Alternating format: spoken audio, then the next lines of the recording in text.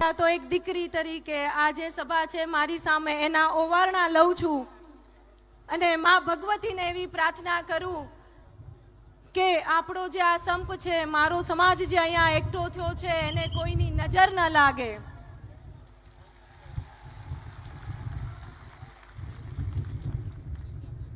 આપણો ગૌરવવંતો ઇતિહાસ આપણા વડીલો પાળ્યા થયા. આપણે અત્યાર સુધી ઘણી બધી ચર્ચા કરી, મારી પહેલાના વક્તાઓએ પણ કહ્યું. હું વધારે નથી કહેવા માંગતી, પણ આપણે જ્યારે લોકશાહી આપી ત્યારે આપણો ગૌરવવંતો ઇતિહાસ આપણે આપ્યો હતો. અને આજે લોકશાહીમાં સત્તાની લાલસામાં 70 વર્ષના વયોવૃદ્ધ, આ શબ્દ હું એટલે કહું છું કારણ કે આપને આટલા દિવસથી એવું સમજાવવામાં આવ્યું છે કે ભૂલ થઈ છે, 3 વાર માફી માંગી છે, પણ આપણે અત્યાર સુધી આપણો ઉજળો ઇતિહાસ ગાતા આવ્યા છીએ. અમારી છેલ્લે જ્યારે સંકલન સમિતિની જામનગર મીટિંગ થઈ ત્યારે કદાચ મારા મોઢે એમ જ શબ્દો બોલાઈ ગયા હતા કે ક્યાં સુધી આપણા દીકરાને આપણે મહારાણા પ્રતાપની વાતો કરશું, ક્યાં સુધી શિવાજીની વાતો કરશું, ક્યાં સુધી રાણી લક્ષ્મીબાઈની વાતો કરશું, જીજાબાઈની વાતો કરશું. મારીને તમારી અંદર કોઈક રાણો ઊભો થાય, મારીને તમારી અંદર કોઈ લક્ષ્મીબાઈ ઊભી થાય. અને આજે આ સમય છે આપણો ગૌરવવંતો ઇતિહાસની રક્ષા કરવાના. તારે મારી સામે અહીંયા હજારો રાણા બેઠા છે, મારી સામે અહીંયા હજારો લક્ષ્મીબાઈ બેઠી છે. એને હું વધાવું છું અને આવકારું છું. આપ જોઈ રહ્યા હશો કે આટલા દિવસની આપણી જે આ લડાઈ છે એમાં સંકલન સમિતિના આપણા વડાઓ જે કોઈ એક રણનીતિ સાથે, એક અનુશાસન સાથે આપણને જે આદેશ કરી રહ્યા હતા એને આપણે સૌ આપણી સંસ્કાર અને મર્યાદા સાથે લોકશાહીમાં લડત આપી રહ્યા હતા. હું આપને અહીં નોંધ લેવા માંગુ છું કે મારી બહેનોએ, વડીલોએ મને કીધું અને મારા પ્રમુખ તરીકેના મારી બહુ નાની ઉંમર છે, હું આપને એ પણ કહું કે અમારી સંકલન સમિતિમાં સૌથી નાની ઉંમરની સંસ્થાની પ્રમુખ છું અને હું સંકલન સમિતિની આખી ગુજરાત રાજ્યની પ્રમુખ છું. તો આ વિશ્વાસ મારા પર માતાઓ બહેનોએ જે મૂક્યો છે, વડીલોએ મૂક્યું છે, તો આ એક આદેશને સ્વીકારીને દરેક સંસ્થા, તાલુકા, જિલ્લાની સંસ્થાના પ્રમુખ મહિલાઓએ લોકશાહી ઢબે આવેદન આપ્યા, રેલી કરી. આપે જોયું હશે કે મોદી સાહેબને પત્ર વ્યવહાર કરવો એ દરેક જગ્યાએ એક અનુશાસન સાથે, મર્યાદા સાથે, ક્યાંય ઉલ્લંઘન નથી કર્યું. તો હું આપના માધ્યમથી અહીંયા તંત્રને પણ કહેવા જાઉં છું કે 2 દિવસ પહેલાનું મેં જામનગરનું ચિત્ર જે જોયું ત્યારે મારું 2 મિનિટ માટે મને એટલું એમ થઈ ગયું કે આ હાલત હોય. તમે એ તો વિચાર કરો કે જે સંસ્કારથી, મર્યાદાથી, જે રાજપૂતાણીઓ લોકશાહી ઢબે જે લડત આપી રહી છે, અને હું તો નેતાઓને પણ કહું અને દરેક નેતાને, ખાલી રૂપાલા સાહેબને નહીં, કે તમારા સારા કાર્યને જો જનતા વાહ કરતી હોય ને તો તમારી એક ભૂલને હાયની પણ તૈયારી રાખવી જોઈએ. તો આ લોકશાહીમાં જ્યારે બહેનો વિરોધમાં ગયા ત્યારે એમની સાથે એક ગેરવર્તણૂક કરવામાં આવી અને એ હું આપના માધ્યમથી વખોડી કાઢું છું અને કહું છું કે આજ પછી મારી ક્ષત્રિયાણીના એક બહેનનો છેડો પણ જો પર પુરુષે અડ્યો તો મારો અહીંયા દરેક રાણો બેઠો છે, પછી તમે એને નહીં રોકી શકો. બીજું, મને એ સવાલ પણ ઊભો થાય, આપ માનો કે આપણો તો આટલો ગૌરવવંતો ઇતિહાસ છે, ગ્રંથો લખાયા છે, ગાવાય છે, ડાયરાના કલાકારોએ સતત ગાયા છે. બીજી એક રિક્વેસ્ટ પણ આપ સૌને કહું છું, ભલે કડક શબ્દો લાગે, ખરાબ શબ્દો લાગે, આપના અંગત સ્વભાવ, પરિવારના સંબંધો હશે, પણ હવે ક્યાં પૈસો ઉડાડવો અને ક્યાં નહીં તમને ખબર હોવી જોઈએ. આપણે આપણા ઇતિહાસને સાથે લઈને ચાલ્યા છે. મને બીજો પ્રશ્ન એ પણ 18 વર્ષની સ્ત્રીનો પણ થાય, કારણ કે હું એક સામાજિક કાર્યકર છું. આપણે તો આટલું લડ્યા, આટલો મીડિયાનો સપોર્ટ, આપણે નથી સેન્ટ્રલ સુધી પહોંચતા, મવડી મંડળ સુધી પહોંચતા એવું નથી, છતાં પણ આપણો અવાજ જો એમને ધ્યાનમાં ન આવતો તો આપ વિચાર તો કરો કે એક વ્યક્તિગત કોઈના અત્યાચારની જ્યારે ભોગ ગુજરાતની દીકરી બનતી હશે ત્યારે કોણ એને સાંભળતું હશે. આ વસ્તુ પર આપણે વિચાર કરીને મારીને તમારી ફરજ છે. આપણે જ્યારે રાજ કરતા ત્યારે બધાયના ન્યાય માટે લડતા. આજે ભલે રાજની તાકાત નથી, પણ ન્યાય માટે તો લડવાનો આપણો અબાધિત અધિકાર છે. એટલે વ્યક્તિગત પણ આવી કોઈ પણ સ્ત્રીઓ ભોગ બને ને ત્યારે અહીંયા બેઠેલા દરેક મારા ભાઈઓ પાસેથી પ્રોમિસ લઉં છું કે પાછી પાની ના કરતા. હવે બીજી વાત એ પણ અમને ઘણા દિવસથી સમજાવવામાં આવ્યું, આપણે સૌને સમજાવવામાં આવ્યું કે મોદી સાહેબનું જે હિન્દુત્વનું સ્વપ્ન છે અને આ એક ટિકિટ છે, એક રૂપાલા સાહેબ છે, એમને આપણે માફ કરી દેવાના છે.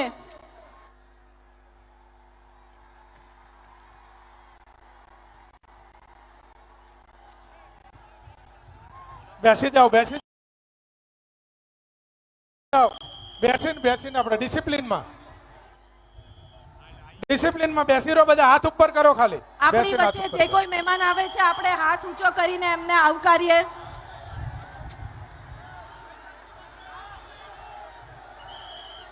મહેરબાની કરીને વ્યવસ્થા જળવાય. પ્લીઝ આપ આપની જગ્યા લ્યો. આપણે અનુશાસનથી ચાલીએ. આપણા મહેમાનને આપણે આવકારીએ છીએ. આપની જગ્યાએ બેસી હાથ ઊંચો કરીને આપણે આવીએ. મારી રિક્વેસ્ટ છે.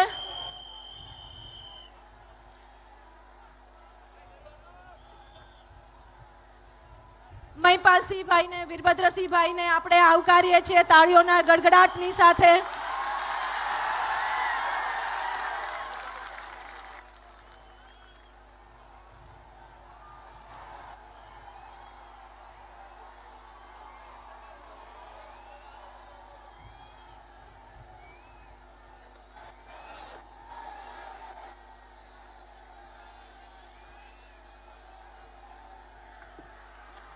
હલો ભાઈ, બધાને નમ્ર વિનંતી, આપણે મહિપાલસિંહ મકરાણા સાહેબને વેલકમ કરી છે. પ્લીઝ બધા બેસી જાઓ. પ્લીઝ ભાઈ શાંતિ રાખો. આપણે વેલકમ કરી છે. બધા પ્લીઝ હવે બેસી જાઓ તમારી જગ્યાએ. બધા આપણી જગ્યાએ બેસી જાઓ પ્લીઝ. ભાઈ સ્ટેજ પાસે બહુ ના આવો માણસો. ખાલી મકવાણા મહિપાલસિંહભાઈ અને વીરભદ્રસિંહ બેદરો, બાકીના બધા પ્લીઝ બેસી જાઓ. પ્લીઝ બેસી જાઓ, સહકાર આપો, અવ્યવસ્થા ન કરો. પ્લીઝ બેસી જાઓ. આપણો જે પ્રોગ્રામ છે આપણા સમય મર્યાદામાં તો આપણે પૂરો કરવાનો છે. આપણા હજી ઘણા વક્તાઓ છે. પ્લીઝ ભાઈ સ્ટેજ પાસે, ભાઈ તમે બાકીના સ્ટેજ ઉપર નતા. Please welcome. આપણે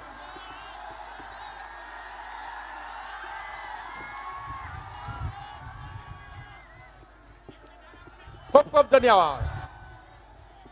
ભારત માતા કે છાત્ર ધર્મ. પ્લીઝ બેસી જાઓ. હવે હા, મહિપાલસિંહ મકરાણા કણીચેના રાષ્ટ્રીય અધ્યક્ષ છે, એમનું આપણે વેલકમ કરી છે. અને વીરભદ્રસિંહજી છે, બંનેનું વેલકમ છે. બધા પ્લીઝ શાંતિ રાખો. હવે આપણે આગળનો કાર્યક્રમ બનાવો. સુખદેવ સિંહ સ્પીચ ચાલુ છે, આપણે વચ્ચે ડિસ્ટર્બન્સ નહીં કરીએ. મહેરબાની કરીને બધા નીચે બેસી જાઓ. जय भवानी. राजपूत एकता, राजपूत एकता. अभी सब विराजमान हो जाए. अभी तो बहुत सारे लाखों लोग अभी सड़कों पर हैं और मैं भी आपके बीच में हूं. अभी तो गुजरात उठा भर है, देखना अभी नजारा बाकी है. मैं आपके बीच में हूं. जो वक्ता बोल रहे हैं उनके बोलने दीजिए और फिर मैं भी आपके बीच में रहूंगा. जय भवानी. બાસરી તૃપ્તિબા, બધા હવે નીચે બેસી જઈશું. જગ્યા લઈ લઈશું શિસ્તબદ્ધ રીતે. આપણે જે આપણા વખાણ કરીએ છીએ એનો આપણે અમલમાં મૂકીએ.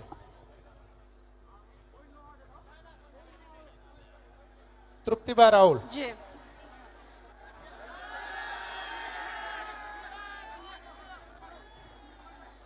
હું અહીંથી જય ભવાની.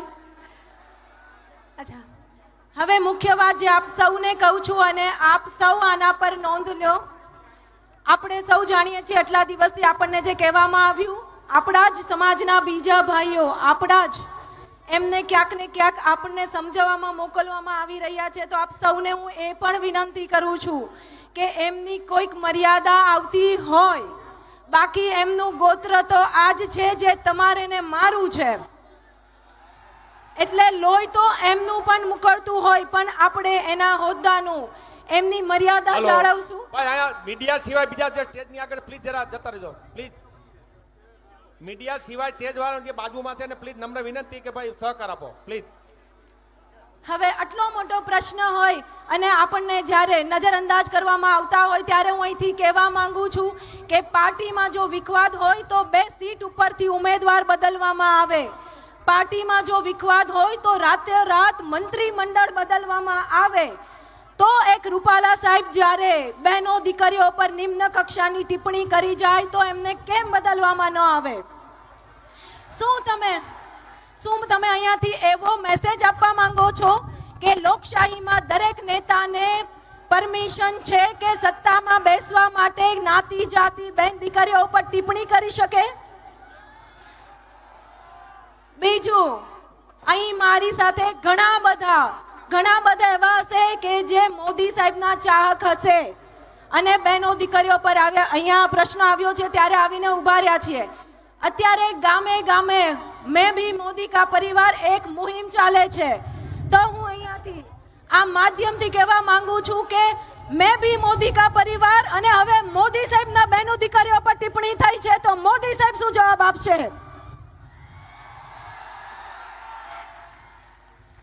લડાઈ લાંબી છે, આપણે સૌ જાણીએ છીએ.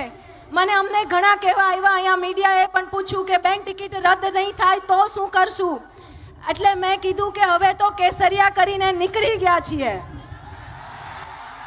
પરિણામ જે પણ આવે પણ લડી લેવાની તૈયારીમાં છીએ. હું અહીં કવિ દાદને ફરી યાદ કરવા માંગુ કે શિખરો જ્યાં સર કરો ત્યાં કીર્તિ સ્તંભ ખોડી શકો પણ ગામને પાદરે એક પાળિયો એમનામ ન ખોડી શકો. ડરાવી ધમકાવી ઇન્સાનના 2 હાથ જોડાવી શકો પણ પહેલા કેસરીના 2 પંજાને એમ ના જોડાવી શકો.